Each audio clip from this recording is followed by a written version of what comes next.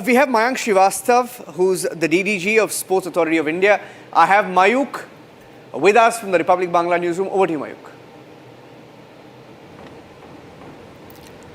Mayank ji, namaskar. Sporting Authority of India, SAI has always been a front runner in creating talents. आप लोगों ने इतने सारे talents को आप लोगों ने हम लोगों को गिफ्ट दिया है, इंडिया को गिफ्ट दिया है. तो इस बार तो दिल मांगे more. We want more goals. What's your plan sir? अगर आप शेयर करें इंडिया के साथ. Yeah, sure. Thank you for inviting me here in this program. मैं अभी खेलो इंडिया देख रहा हूँ स्पोर्ट्स अथॉरिटी ऑफ इंडिया में. स्पोर्ट्स अथॉरिटी ऑफ इंडिया कई प्रोग्राम रन करती है मिनिस्ट्री के अंडर में. खेलो इंडिया में टैलेंट आइडेंटिफिकेशन और डेवलपमेंट का एक वर्टिकल है और उसके अंतर्गत हम लोग बहुत सारे टैलेंट्स को न सिर्फ आइडेंटिफाई करते हैं बल्कि उनको डेवलप करने का काम भी करते हैं.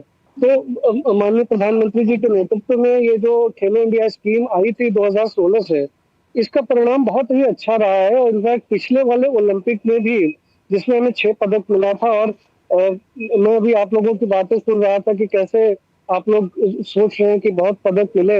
हम लोग जब बड़े हो रहे थे तो अक्सर पदक होते ही नहीं थे ओलंपिक में.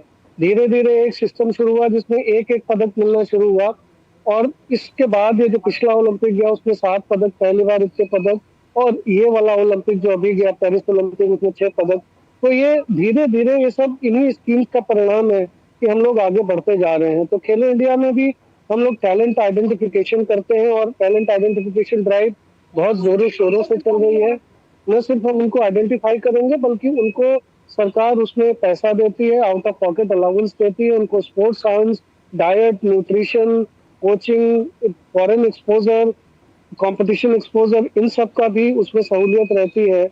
और यानी उनको सिर्फ आइडेंटिफाई करके नहीं बल्कि डेवलप भी किया जाता है.